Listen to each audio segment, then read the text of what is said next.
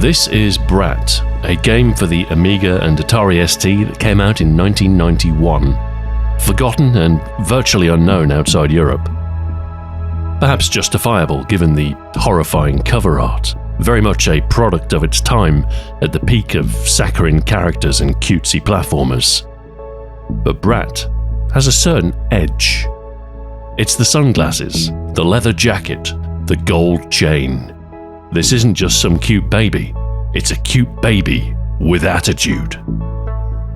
This wasn't an isolated case. These were the hallmarks of cool for the MTV generation. It's the same force that gave us Fido Dido and Sonic the Hedgehog. It goes a long way to explain the popularity of Bart as The Simpsons began its rise to prominence. It was a deliberate effort to position Brat as not just another cutesy game. The marketing tagline read, "The anti-cute strikes back," as though this was what we all wanted. Bright colours and cute characters dominated the video games of the 80s. I blame the Japanese. Pac-Man in 1980 broke away from the endless Space Invader clones populating arcades. Its success proved the existence of an appetite for character-led games. And so we saw a parade of cartoon figures adorn the marquees. Crystal Castles, Mappy, Mr. Do, and the trend continued long into the decade. Rainbow Islands, New Zealand Story. It was cute, it was colourful, it was fun. To some, it was sickening. There was a growing reaction to this wave of cuteness. Games like Jack the Nipper in 1986 subverted the trend. It's got a baby for a protagonist, but the goal is to cause as much trouble as possible. Imagine if Dennis the Menace were an infant and you're close. Platformers with colourful, rotund characters were 10 a penny. By the arrival of the 90s, the term cutesy was generally used in a pejorative way. So that's how we arrived at Brat, and Sonic, and Cool Spot, and Toe Jam and Earl. Cute was no longer cool. Cool was cool. And cool was sunglasses and attitude, apparently. Look Who's Talking in 1989 exemplifies the era's fondness for precocious children. It was a strange time. An important point of pride for games of this era was an impressive introduction. The cost of an extra floppy disk was low enough to devote one to animation and digitized speech. While this didn't benefit gameplay in any way and only served to extend load times, most players didn't mind. They were impressive, certainly for the time. We were only a few years divorced from the more primitive 8-bit systems. It was nice to have a reminder of the potential of the latest machines. There were also marketing benefits, screenshots, sold games in magazines, rolling demos in shops. Some nice graphics and sound could move even the most abysmal games. I'm pleased to report that Brat has a pretty good intro. Cute speech, nice cartoon-like animation, and it doesn't outstay its welcome. An introduction to the game's protagonist, Nathan. It shows a transformation into his edgy persona. He spits his dummy out, burps, then dons his leather jacket and shades. "Time to party, dudes," he says as he shoots the screen, splatting the word Brat across it. So what is Brat? It's a real-time puzzle game with an isometric presentation.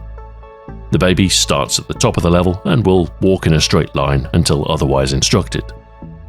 The trouble is, he'll happily walk off the edge of platforms or into dangerous obstacles. The premise is to guide the baby through the level without coming to any harm. You do this by laying down arrows for the baby to follow, deploying bridges across gaps, blowing up obstacles with dynamite, and otherwise diffusing danger. It is essentially a video game version of the Roger Rabbit shorts. A protagonist charged with the protection of an innocent intent on wandering into a series of dangerous situations. It's a trope that goes back to the early Tom and Jerry cartoons. Normally it's the cartoon protagonist that suffers. The innocent baby is completely unaffected. But Brat is a game, so it's very possible to fail. And therein lies the challenge. Brat actually reviewed quite well, with some magazines giving it a 90% plus rating. A major point of comparison was to the very recently released Lemmings. They're both puzzle games which give you indirect control of hapless creatures, the goal being to guide said creatures to the end of the level safely. So you might think that Brat is some kind of hidden gem, lost in the hype of Lemmings. Let me assure you that it is not. I love Lemmings. It was one of the first games I had for the Amiga, and the first game I played using a mouse. It stands up today. It's cute, fun, and offers a range of challenge. And while it's cute, it's never too cute, despite squeaky voices and floppy-haired characters. The fact that you can kill, maim, or mass explode the lemmings makes the cuteness tolerable, likeable even. Brat should have a similar kind of appeal. But I hate everything about it. I despise the stupid baby. But even looking past that, I find very little to like about the gameplay. It is not fun. It's a puzzle game. You're supposed to work out the solution. But here, if you don't know the solution already, the baby dies. And there's very little respite. The baby keeps on moving, the screen keeps on auto-scrolling. You can temporarily pause both, but if you delay too much and can't keep up with the screen, the baby dies. And every time the baby dies, you go back to the start of the level. The levels are huge as well, although they do graciously provide you with a checkpoint at the halfway mark. The instructions even give you a walkthrough of the first half of level 1. And trust me, you'll need it. I'd love to say that it's worth persevering with Brat, that tackling the 12 grueling levels is worth it for the ending. But I wouldn't know. I'm not sure if anyone knows. There's no complete long plays on YouTube. No, Brat wasn't forgotten because it was in the shadow of Lemmings. It was forgotten because it's a hateful game. And it's a shame because I do think the idea is sound. If the controls were less vague, if it ran at a full 50 frames per second instead of 25, you could tame the reaction requirements of the gameplay.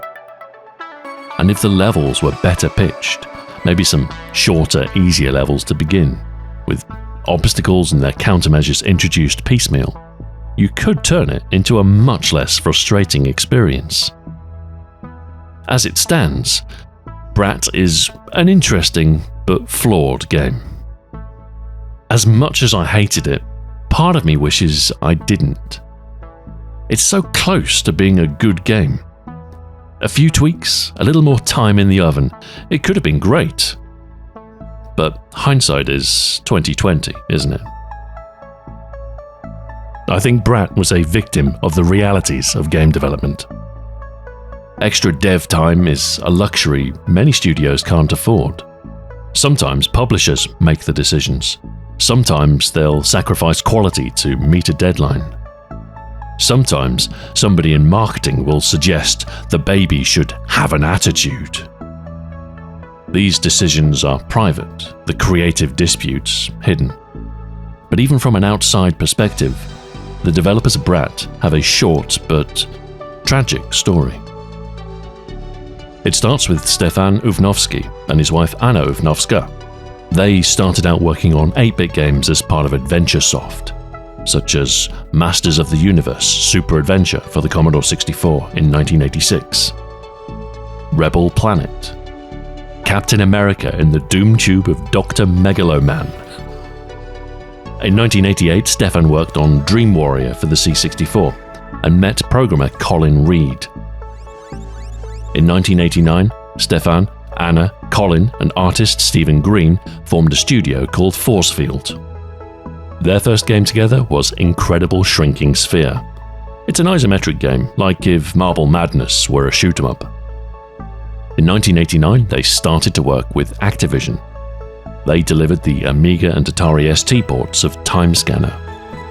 In 1990, they were tasked with the Ghostbusters 2 movie tie-in game. Activision wanted a big-name release across as many platforms as possible, but the need to design a game that worked on the 8-bit systems was limiting. Working with Activision was an unpleasant experience for Force Field. They found themselves at odds. Bonuses left unpaid. Soon after, they parted ways. Their next game was Brat. It would be their best game, but also their last.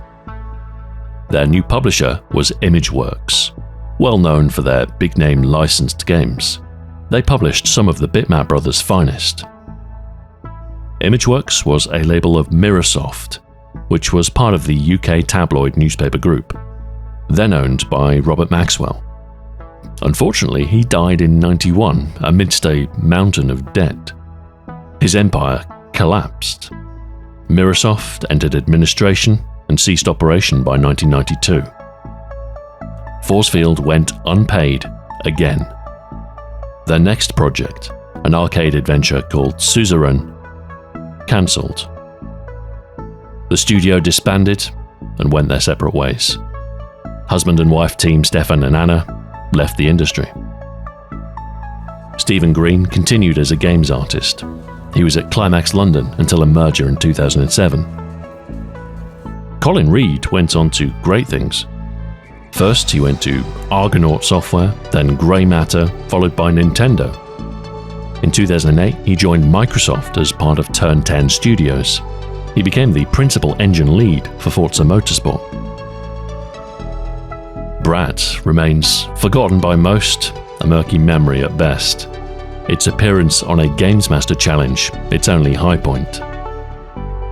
It's a time capsule of the early 90s concept of cool. A weird time when babies wore sunglasses and freely spoke their mind. It's easy to look back at old games and write them off. Some modern conveniences have spoiled us. It's difficult to judge a game in the original context. Take Theme Park, for instance. I loved it, whiled away many hours on it. But then, I played Roller Coaster Tycoon, and I can never go back. It's not the same. I'm not the same. Brat is far from perfect, of course, but I'm still grateful for its existence. The very fact it was made is a triumph of art over circumstance. It is, for all its flaws, a game made by people who wanted to make games. A human endeavor. And I think that's valuable. Thank you very much for watching, and until next time, farewell.